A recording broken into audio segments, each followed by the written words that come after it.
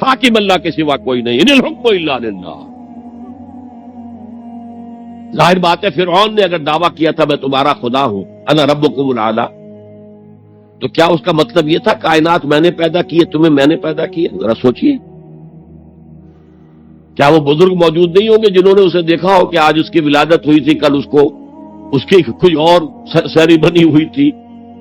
یہ کیسے دعویٰ کیا تھا؟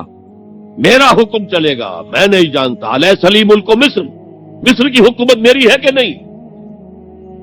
یہ دعویٰ تھا، یہ خدائی کا دعویٰ۔ کسی زمانے میں وہ فرد ہوتے تھے، نمرود ہوتے تھے، نماردہ، فراعنہ۔ جمال عبد الناصر نے نعرہ لگایا تھا نحن ابناء الفراعنہ، بڑے فخر کے ساتھ ہم فرعونوں کی اولاد۔ اور صدام نے لگایا تھا نعرہ نحن ابناء النماردہ، ہم نمرودوں کی اولاد۔ عراق کے بادشاہوں کا لقب نمرود تھا اور مصر کے بادشاہ فراعنہ تھے، فرعون تھے۔ زمانے کا جب ارتقا ہوا ہے اور اس میں فیصلہ کن کام جو ہے وہ حضور نے صلی اللہ علیہ وسلم، جب حضور کی حیات طیبہ کے بعد خلافت انفرادی سے اجتماعی ہو گئی۔ جب تک نبوت جاری تھی نبی ہی خلیفہ ہوتا تھا، اللہ اس کی ہاٹ لائن اللہ کے ساتھ وحی کی لگی ہوئی ہے، ادھر سے حکم آتا ہے وہ امپلیمنٹ کرتا ہے، جہاں اس کا حکم نہیں ہے وہ اپنا بیسٹ ججمنٹ استعمال کر کے فیصلہ کرتا ہے۔ یہی ہے وائس جیرنسی، یہی ہے خلافت، ایسنس آف خلافت یہی ہے۔ جیسے وائس رائے دلی میں ہوتا تھا، ہمارا بادشاہ یا ملکہ تو انگلستان میں ہوتے تھے۔ اب جو ہز میجسٹیز گورنمنٹ یا ہر میجسٹیز گورنمنٹ سے حکم آیا، وائس رائے اس میں کوئی تغیر و تبدل نہیں کر سکتا، he has to implement it as such. جہاں کوئی حکم نہیں ہے تو وہ مقام پر بیٹھا ہے، آن دی اسپاٹ ہے، حالات کو دیکھے اور جو مملکت اور کنگڈم کی مصلحت میں سب سے بہتر نظر آئے وہ فیصلہ کر لے۔ لیکن حضور پر نبوت ختم تو خلافت کلیکٹیو ہو گئی، خلافت المسلمین۔ اگرچہ شروع میں امیر المومنین کہا جاتا تھا، کچھ عرصے کے بعد خلیفت المسلمین یہ اصطلاح جو ہے وہ عام۔ اسی طرح انفرادی ملوکیت کی بجائے اجتماعی ملوکیت کا تصور جو ہے شیطان نے پٹی پڑھائی۔ ابلیس کی مجلس شورا جو اقبال کی بڑی ہی یوں سمجھیے کہ اہم ترین نظموں میں سے، امت مسلمہ کے نام پیغام پر مشتمل وہ نظم جو ہے، اور وہ ان کے آخری ایام کی ہے اور وہ ان کی زندگی میں چھپی بھی نہیں تھی، ارمغان حجاز ان کے انتقال کے بعد چھپی ہے، جس میں آخری جو کلام تھا فارسی اور اردو دونوں کا جمع کر دیا گیا، ورنہ اس سے پہلے فارسی علیحدہ چھپتی تھی کتابیں، اردو کی علیحدہ، لیکن اب اتنا کم تھا کہ ان کے لیے علیحدہ کتابیں شائع کرنا مناسب نہیں سمجھا گیا۔ ابلیس نے مجلس شورا بلائی، ایک مجلس شورا کے جو رکن نے کہا کہ دیکھو جمہوریت کا دور آ گیا ہے، اب ہماری ابلیسیت کو تو بڑا خطرہ ہے، ابلیسی نظام تو ختم ہو جائے گا، جمہوریت توڑ دی بندوں نے آقاؤں کے خیموں کی تناب۔ یہ تو عوام نے جو ہے اپنے آقا بیرنز اور لارڈز اور بادشاہوں کے خیموں کی تنابیں توڑ دی، گرا دیے خیمے۔ یہ تو انقلاب آ رہا ہے، میرے آقا وہ جہاں زیر و زبر ہونے کو ہے، جس جہاں کا ہے فقط تیری سیاست پر مدار۔ ابلیس کیا کہتا ہے بڑے ٹھنڈے انداز میں، ہم نے خود شاہی کو پہنایا ہے جمہوری لباس، جب ذرا آدم ہوا ہے خود شناس و خود نگر۔ آج آدمی میں ایک سیلف امپورٹنس پیدا ہو چکی ہے۔ یہ بادشاہ کون ہوتے ہیں جو ہمارے سروں پر مسلط ہے، محلوں میں رہتے ہیں، عیش کرتے ہیں، جو خون پسینہ جو ہے وہ کسان کر رہا ہے، ابھی انڈسٹریل ریولوشن تو نہیں ہوا تھا، وہ ساری بات جو تھی وہ زرعی معیشت تھی، خون پسینہ وہ کرتا ہے، فصل میں سے لائنز شیئر آ کر بیرن اور لارڈ وہ لے گیا، اور اس میں سے ایک حصہ اس نے بادشاہ کو پہنچا، ایک اپنے پاس رکھا، ظالمانہ نظام ہے۔ تو ہم نے دیکھا کہ انسانوں میں کچھ شعور پیدا ہو گیا، خود شعوری، تو ہم نے ملوکیت کو ڈھال دیا نئے سانچے میں، ہم نے خود شاہی کو پہنایا ہے جمہوری لباس۔ وہ گندگی جو فرعون کے سر پر ٹنوں کے حساب سے رکھی ہوئی تھی، ہم نے کہا تولا تولا سب میں تقسیم کر دو، ایک ایک ووٹ سب کے ہاتھ میں دے دو اور کہہ دو تم حاکم ہو۔ ہم نے خود شاہی کو پہنایا ہے جمہوری لباس، جب ذرا آدم ہوا ہے خود شناس و خود نگر۔ تو نے کیا دیکھا نہیں مغرب کا جمہوری نظام؟ چہرہ روشن اندروں چنگیز سے تاریک تر۔ It is the dictatorship of the capitalist, جسے جمہوریت کا نام دیا جا رہا ہے۔ کھیل ہے، تماشا ہے۔ تو آج کی دنیا کا سب سے بڑا شرک اسے کوئی جانتا ہی نہیں۔ وہ شرک فی العقیدہ ان کو معلوم ہے، اور اس کے اوپر فتوے بھی وہ لگا دیں گے۔ کوئی قبر کے سامنے کھڑے ہو کر کوئی دعا کر رہا ہے، کسی کو رکوع کر لیا، کسی نے سجدہ کر لیا، تو خیر ٹھیک ہے، وہ تو ایک شرک جلی ہو رہا ہے، وہ تو معلوم ہے، اس کی نفی ہو رہی ہے۔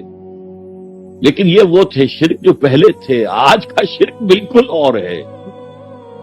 آج کا شرک دو میں گنوا دیتا ہوں آپ کو۔ ایک ہے عوامی حاکمیت کا تصور، ایک ہے مادہ پرستی کا تصور۔ مادے پر سارا توکل اور اعتماد ہے، اللہ پر کہاں توکل رہا، کہاں اعتماد رہا؟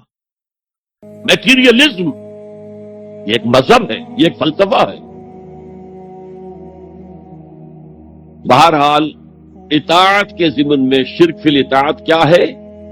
انفرادی سطح پر نفس پرستی، نفس کو اپنا معبود بنا لینا۔ اجتماعی سطح پر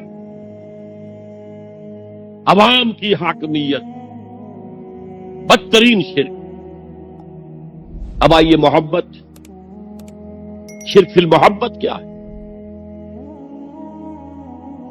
اگر کسی بھی شے اور کسی بھی انسان کی محبت اللہ کی محبت سے بڑھ جانا تو دور کی بات ہے، برابر بھی آ کر ہم نشین ہو گئی، بیٹھ گئی، تو یہ شرک ہے۔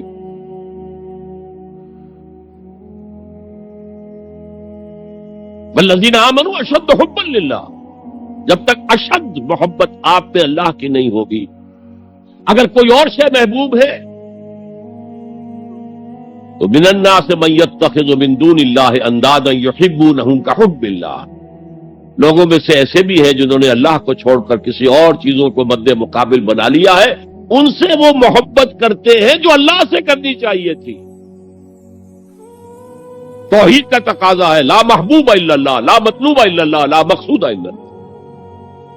مقصود و مطلوب اور محبوب حقیقی اللہ کے سوا کوئی۔ اور وہ آیت میں آپ کو سنا چکا ہوں، سورہ توبہ کی آیت نمبر 24، انتہائی لرزا دینے والی آیت۔ قل ان کان آباؤکم وابناؤکم واخوانکم وازواجکم وعشیرتکم واموال اقترفتموها وتجارۃ تخشون کسادها ومساکن ترضونها احب الیکم من اللہ ورسولہ وجہاد فی سبیلہ فتربصوا حتی یاتی اللہ بامرہ واللہ لا یہدی القوم الفاسقین۔ اے نبی ان کے کان کھول دیجئے، اچھی طرح سنا دیجئے کہ اے لوگوں، اے ایمان کے دعوے داروں، اگر تمہیں اپنے باپ، اپنے بیٹے، اپنے بھائی، اپنی بیویاں یا بیویوں کے لیے شوہر اور اپنے رشتہ دار اور اپنے وہ مال جو بڑی محنت سے کما کر کھتے بھرے ہوئے ہیں اور اپنی وہ تجارت جس کی کساد بازاری کا تمہیں اندیشہ رہتا ہے مندہ نہ ہو جائے، اور اپنے وہ محل، اپنی حویلیاں جو تم نے تعمیر کی ہیں اور بہت تمہیں محبوب ہیں، انہیں خوب فرنش کیا ہے، اگر یہ 8 چیزیں محبوب تر ہیں اللہ سے اور اللہ کے رسول سے اور اللہ کی راہ میں جہاد سے، تو جاؤ دفع ہو جاؤ، وہاں بیٹھ کر انتظار کرو یہاں تک کہ اللہ اپنا فیصلہ سنا دے، اور اللہ ایسے فاسقوں کو کبھی ہدایت نہیں دے گا۔ 8 چیزیں۔ اقبال نے بہت خوب کہا ہے، یہ مال و دولت دنیا، یہ رشتہ و پیوند، 5 قریب ترین رشتے آ گئے، باپ، بیٹا، بھائی، زوجین اور رشتہ دار۔ رشتہ و پیوند یہ جوڑنے والا، اور مال و دولت دنیا کی 3 شکلیں آ گئی۔ دولت جو آپ اپنی بیلنس شیٹ کو دیکھ دیکھ کر آپ اس پہ خوش ہوتے ہیں، اب ہمارے ایسٹس کی یہ قیمت ہو گئی ہے اب،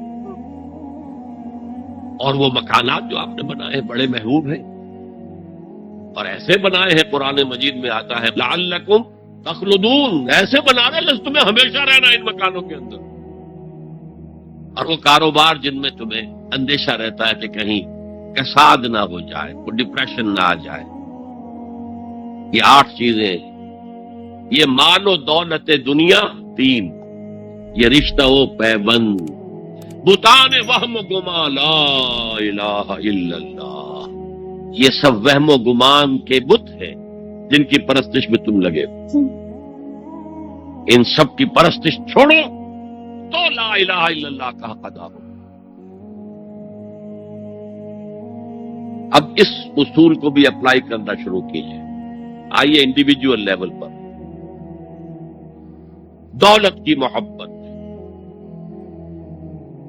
اگر آپ کو دولت کی محبت آمادہ کرتی ہے کہ اللہ کے حدود کو پامال کرے، حرام ذرائع استعمال کرے، دولت آنی چاہیے، حلال سے ہو، حرام سے ہو، جائز سے ہو، ناجائز سے ہو، بائی ہوک اور بائی کروک دولت آنی چاہیے، تو آپ کی محبوب حقیقی کون ہوئی؟ دولت۔ یہ دولت آپ کی معبود ہے۔ کون بڑے سے بڑا موحد اس شرک کا احساس رکھتا ہے؟ اور حضور نے اس قدر کلیئر فرمایا ہے، تعس عبد الدینار و عبد الدرہم، ہلاک ہو گیا یا ہلاک ہو جائے، یہ کلام خبریہ ہے۔